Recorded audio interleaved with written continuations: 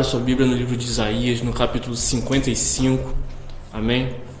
Livro de Isaías, nosso profeta Isaías, a partir ali no capítulo 55. Um texto que eu estava lendo no decorrer de um culto. E durante ali a preleção, tendo como uma citação desse texto, algo que foi se abrindo os meus olhos, eu gostaria de compartilhar com vocês hoje. Amém?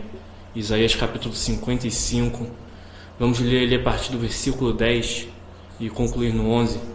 Versículo 10 que diz o seguinte, na nossa Bíblia aqui na versão Almeida Corrigida Fiel, algumas traduções vão variar um pouquinho. Porque assim como desce a chuva e a neve dos céus, e para lá não tornam, mas regam a terra e a fazem produzir e brotar, e dar semente ao semeador e pão ao que come, assim será a minha palavra que sair da minha boca. Ela não voltará para mim vazia, antes fará o que me apraz e prosperará naquilo para que a enviei. Amém? Esse texto aqui, essa é uma palavra do próprio Senhor. O Senhor está dizendo aqui, logo no início do versículo 10, porque assim como a neve e a chuva descem dos céus, e isso automaticamente me chamou a atenção, porque ele está dizendo o seguinte, ambas, neve e chuva, descem do mesmo lugar, do céu. Ambas encontram o mesmo lugar, a terra, e elas são feitas da mesma substância prima, a água, mas elas têm forma e propósito diferentes. A chuva é líquida, a chuva não é congelante, ela tem sua temperatura ideal ali. A chuva vem carregada muitas vezes da sujeira, da poeira que vem das nuvens. A chuva vem e rega, ela enche poços, ela faz brotar rios, ela muda o sistema dos mananciais. E a neve vem como flocos, sólida, bem geladinha, vem descendo, se amontoando, ela não se espalha diretamente. Em alguns lugares, como cidades, como países que têm ali um clima ameno, essa neve vai se formar em cima de carros, em cima das ruas. Dali você vai ver pessoas limpando, tratores e caminhões passando para tirar essa neve. Ela também vai se formar em cima das montanhas, no Everest, em outros cumes. A neve e a chuva que caem do mesmo lugar, que tem a mesma substância, mas tem propósitos e formas diferentes. E ele diz que essa mesma chuva e neve, elas não voltam para o céu. Não, elas regam a terra, fazem produzir, elas fazem brotar, elas fazem dar semente ao semeador e pão ao que come. E é aqui que a minha atenção se volta ao máximo, porque essa mesma substância que vem em formas diferentes, em propósitos diferentes, em lugares diferentes, em épocas diferentes, ela tem duas funções diferentes: dar semente e dar pão. Mas ela dá semente especificamente ao semeador. Ela dá pão especificamente ao que come.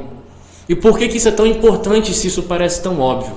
Porque muitas vezes nós estamos no momento da nossa vida que Deus está nos entregando semente, está nos dando semente, e nós queremos comer. Comer, comer, mas a semente é para o semeador, não é para o que come. E às vezes nós estamos num momento que Deus está nos dando pão e nós queremos semear. Pão para todo mundo, mas o pão é para quem come. Jesus, lá no sermão, depois de horas e horas, depois de um dia cansativo com a multidão, ele olha para os discípulos e fala assim, alimenta essa multidão. Ele não fala para os discípulos, arruma comida para vocês e para a multidão. Ou se alimentem e alimentem a multidão. Ele fala assim, alimenta a multidão. Jesus não está se mostrando preocupado com o que ele iria comer, com o que os discípulos iam comer. Ele falou, alimente a multidão. Isso se repete por 2 vezes. Mas na última ceia, no momento em que está Jesus e os seus discípulos, Jesus pega o pão, abençoa, reparte e come. E diz, comai, tomai e comei, está o meu corpo repartido entre vós. E eles fazem parte daquele pão. Da mesma forma, lá no início do ministério, bem antes de conhecerem Jesus naquela época, Jesus vai no casamento, está tudo indo bem. Jesus é mais um convidado. E aí a mãe de Jesus fala assim, Jesus, acabou o vinho. Ele fala assim, mulher, que tenho contigo? Junta água lá, transforma em vinho. A Bíblia não fala que Jesus tomou daquele vinho. Ele fala que ele transformou a água em vinho. Mas onde que fala que ele tomou do vinho? Na última ceia, com os discípulos. Então existem momentos em que Jesus está entregando e existe um momento em que Jesus, junto com os apóstolos, está comendo. Se você seguir no versículo 11, assim será a minha palavra, que a gente costuma dizer muito antes de sair para o evangelismo, a palavra de Deus não volta vazia. Mas como assim? O que isso significa? A palavra não volta vazia. Ela não voltará para mim vazia, mas ela fará o que me apraz e prosperará naquilo para que eu enviei. Porque se Deus está me dando semente, a palavra dele para mim como semente, e ao invés de semear, eu comer, como é que essa palavra vai voltar para Deus? Se ele está me entregando uma palavra cujo propósito é ser semeada e eu estou escondendo para mim.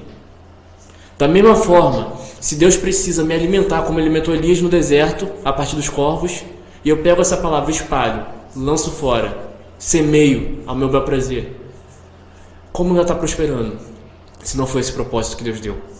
Então Deus está nos dizendo o seguinte, que a palavra que Ele está lançando, ela tem um propósito. Toda palavra tem um propósito. Às vezes você na igreja e o preletor está dizendo uma coisa, para um irmão significa algo, para você significa outro algo, porque você está em momentos diferentes. A palavra não mudou, mas enquanto Jesus está falando o seguinte, olha, filho, honra o pai e mãe. Às vezes está falando para um filho que não está se comportando, mas está falando para um pai, você não está ensinando o que é ter honra. Quando ela fala assim, ó, marido, amai a sua esposa como Cristo amou a igreja. Às vezes ela está falando assim para um marido, ó, você não está sendo sacrificial. E está falando para a esposa, você não está sendo como a igreja. Ou fala assim para a esposa, mulher, seja submissa ao seu marido. Às vezes ela está falando para a mulher, você tem que aprender o que é submissão. Ou está falando para o homem, você tem que aprender a ter o exemplo de Cristo. A palavra não mudou, o foco não mudou, o propósito não mudou, mas para cada um ela vai bater diferente. Essa é a ideia. Então, como cai a chuva e como cai a neve, é a mesma água, mas está em formas diferentes. A neve não vai adiantar nada para o animal que vai beber, mas ela vai adiantar muito bem nos lugares em que o animal precisa daquela temperatura, que é a temperatura que está acostumado. A chuva vai adiantar de quê? No Polo Norte, onde tudo é gelo, onde tudo é neve. Mas ela vai servir muito bem lá nas plantações, onde ela tem que regar, onde ela tem que descer com torrencidade, com intrepidez. Então Jesus está falando o seguinte para a gente, olha, se eu te dou semente, semeia, entrega, entenda o que significa, entenda qual é o propósito que você tem o que você tem que fazer com ela. Agora, se ele está te dando pão, se alimenta. Elias, depois de uma caminhada longa, próspera no Senhor, fazendo grandes coisas, se encontra no deserto, depressivo, se encontra num momento de fome, de cansaço, até questionando a Deus. E eu? O que eu estou fazendo aqui? Por que não me leva logo? E aí Deus envia o quê? Alimento. Deus não dá palavra para Elias no deserto. Deus não dá um texto, não dá um sermão, uma pregação pronta, não dá um público para ouvir. Deus vai lá e dá pão. Mas Elias, lá no monte, contra os profetas, na visão de todo o povo, Elias não foi ali se alimentar. Elias não foi adquirir nada. Elias foi ali para semear, para mostrar quem era Deus. Jonas não foi a Nínive para ouvir, para um congresso, para aprender uma palestra, para fazer um curso. Jonas foi entregar. Mas quando Jonas está no deserto, debaixo da tenda, e Deus começa a palestrar com Jonas, Jonas respondendo, malcriado, Jonas querendo fazer os seus próprios meios, ali Deus está alimentando Jonas. É o mesmo homem. O intervalo de tempo não é grande, são dias. E um momento ele está semeando, outro momento ele está comendo. Um momento estou comendo, outro momento estou semeando. Mas hoje nós estamos nessa intrepidez de fazer tudo da nossa forma. Tudo da nossa forma.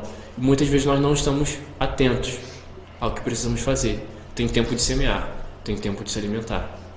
E muitas vezes, ok, isso vai acontecer simultaneamente. Quantas vezes você não está ali pregando na igreja, dando uma saudação ou uma palavra completa e você está se alimentando daquilo? Tudo bem. A gente costuma dizer que quem mais aprende é quem está ensinando. Quem quer aprender, ensina. Que quando você está de frente de uma sala de aula, um monte de aluno, e é você que tem que passar um conhecimento, aí você começa a entender o que eu estou passando, o que eu sei disso aqui. Perfeito. Mas esteja atento, porque às vezes Deus está querendo te ensinar, te dar pão e não semente. E às vezes Deus está querendo te dar semente e não pão. A maturidade cristã se baseia nisso, entender o que Deus quer nesse momento com essa palavra.